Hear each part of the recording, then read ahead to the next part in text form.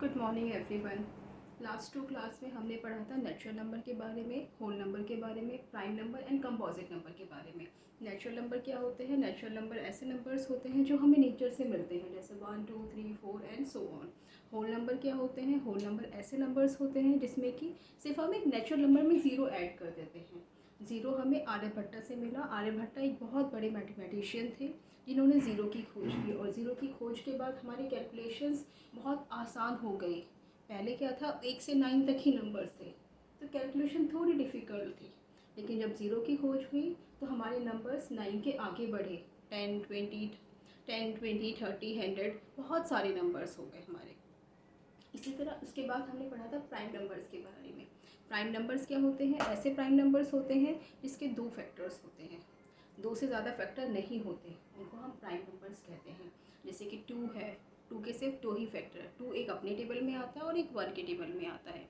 3 number है, एक अपने टेबल में आता है और एक 1 के टेबल में आता है। 5 नंबर है जो कि एक अपने टेबल में आता है और 1 के टेबल में आता है। ऐसे ही 7 है, 23 है, बड़े नंबर्स भी है बहुत।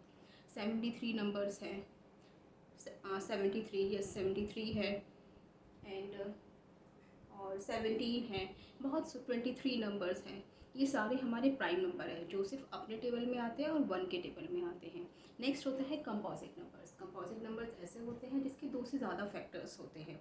जैसे कि 6 है, 6 के 2 से ज़्यादा फैक्टर है। 6 1 के टेबल में भी आता है, 2 के टेबल में भी आता है, 3 के टेबल में भी आता है और 6 अपने टेबल में खुद आता है।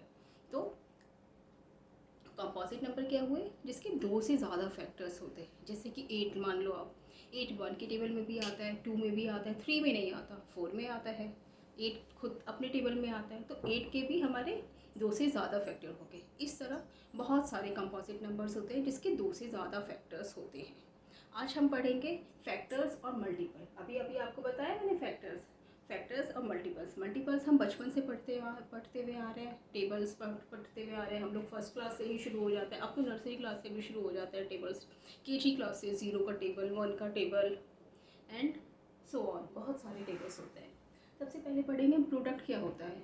Product when 2 numbers are multiplied to get a product. कोई भी 2 नंबर है जिनको हम मल्टीप्लाई करते हैं और हमें प्रोडक्ट मिलता है। जैसे कि 2 2 जा 4, ठीक है, 2 2 जा 4 हमने मल्टीप्लाई किया तो हमें क्या प्रोडक्ट मिला? 4 मिला। जब हमने 2 को 2 से मल्टीप्लाई किया तो हमें 4 मिला प्रोडक्ट उसका।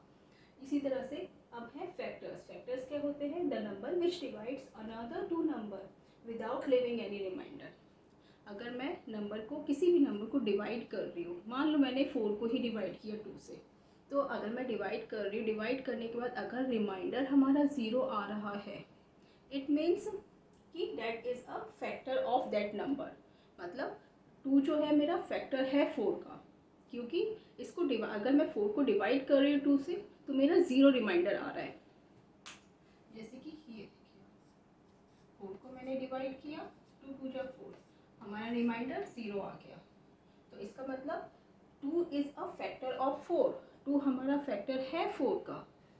इसके बाद अब हम पढ़ेंगे कॉमन फैक्टर्स। कॉमन फैक्टर्स क्या होते हैं? कॉमन फैक्टर्स ऐसे फैक्टर्स होते हैं जो कि 2 नंबर के में कॉमन्स होते हैं। जैसे कि मैं आपको एग्जाम्पल की तरह से समझाती हूँ, शायद डेफिनेशन में आपको थोड़ा समझने में मुश्किल हो तो मैं एक एग्जाम्पल लेके बताती हूँ आपको। व्हेन और मोर नंबर हैव सेम फैक्टर। ऐसे नंबर जिसके कि सेम फैक्टर्स होते हैं। एक हमने लिया 18 नंबर लिया और एक हमने लिया 24 नंबर लिया। जैसे कि आप देख रहे हो 24 नंबर लिया। 18 को हम सबसे पहले एलसीएम लेंगे। 18 का एलसीएम लेंगे तो देखेंगे हम, ये देखो इवन नंबर है। अगर वंस प्लेस पे इवन नंबर होता है तो वो डेफिनेटली 2 के टेबल में आता है। और हमेशा एलसीएम स्टार्टअप करेंगे तो हम 2 से ही करते हैं ताकि गलत होने के चांसेस कम होते हैं। तो 2 9 जा 18। अभी ऑड नंबर आ गया, ऑड नंबर तो नहीं आता 2 के टेबल में, तो 3 के टेबल में आ सकता है ये नंबर। 9 तो बिल्कुल आता है, तो 3 3 जा 9, देन 3 1 जा 3। तो हमारे 18 के क्या क्या फैक्टर हो गए? आप देख सकते हैं 18 के क्या क्या फैक्टर हो गए हमारा।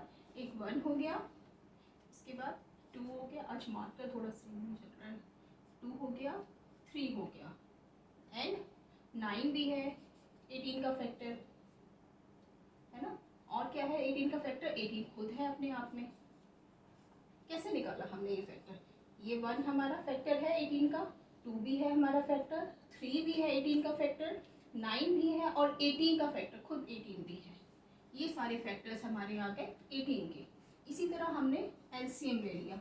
कई बार बच्चों को दिक्कत आती है कि भाई बड़े बड़े नंबर्स हैं, उसका हम फैक्टर्स कैसे निकालें, कितना हम टेबल्स का काउंट करेंगे, 2 का टेबल पढ़ेंगे, 3 का पढ़ेंगे, 4 का पढ़ेंगे, कितने टेबल हम पढ़ते जाएंगे बड़े नंबर। छोटे नंबर में तो आसानी होती है कि आप बिना एलसीएम के भी फैक्टर्स बता सकते हो, लेकिन बड़े टेबल में आपको थोड़ी दिक्कत आ सकती है स्टार्टिंग में। तो उसके लिए बेटर है कि हम एलसीएम ले लें बड़े बड़े डिजिट का। जब हम एलसीएम लेंगे तो ये देखो, आप एलसीएम लेने के बाद बहुत इजी हो जाता है क्वेश्चन करना, फैक्टर्स निकालना बहुत आसान हो जाता है जब आप एलसीएम ले लेते हैं। 24 का हमने एलसीएम लिया, 2 1 जा 2, 2 2 जा 4, फिर 2 6 जा 12, फिर 2 3 जा 6 और 3 1 जा। अब आप देखोगे कि 24 के फैक्टर्स कौन कौन से हैं। देखो 24 का फैक्टर भी हमारा, और कोशिश करेंगे हम कि जब भी हम फैक्टर्स लिखेंगे तो हम इंक्रीजिंग ऑर्डर में लिखेंगे। जब हम इंक्रीजिंग ऑर्डर में फैक्टर्स लिखेंगे तो हमारे फैक्टर्स छूटने के चांसेस थोड़े कम होते हैं।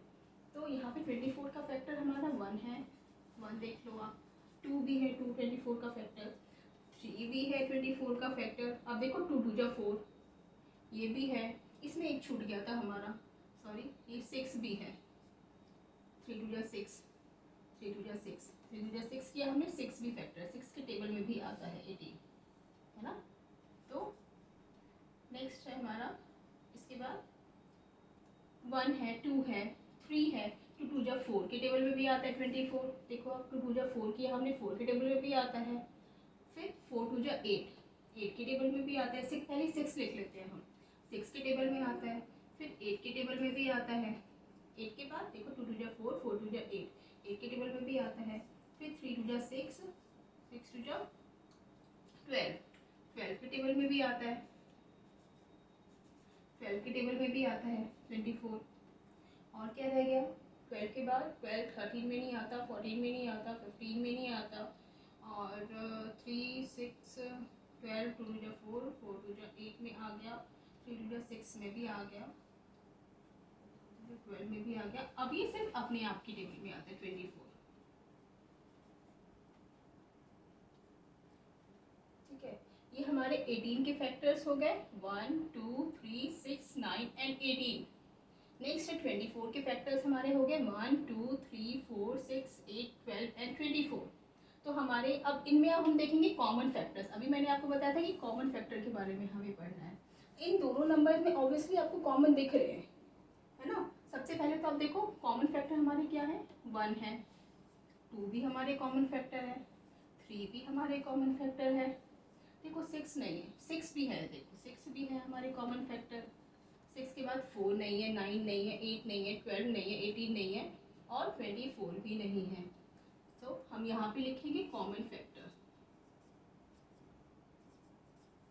Common factor is equal to 1, 2, 3, 6। I hope आपको शायद समझ में आया हो ये कॉमन फैक्टर। मैंने कोशिश की है बहुत ही इजी तरीके से आपको एक्सप्लेन करने की। ये होते हैं कॉमन फैक्टर्स। इसके बाद होता है, इसके बाद हम पढ़ेंगे नेक्स्ट क्लास में हम पढ़ेंगे इसी चैप्टर का थोड़ा सा एक्सटेंशन और है। तब तक मैं चाहूँगी कि कुछ ये एग्जाम्पल जिस तरह मैंने किए हैं इस तरह के कुछ एग्जाम्पल्स आप भी करें। मैं एग्जाम्पल्स आपको लिख के दे रही हूँ, प्लीज़ आप प्रैक्टिस करिएगा। 16, 12 इनके आप कॉमन फैक्टर निकाल सकते हैं। नेक्स्ट है 32 एंड 64, इनके भी कॉमन फैक्टर्स निकाल सकते हैं आप।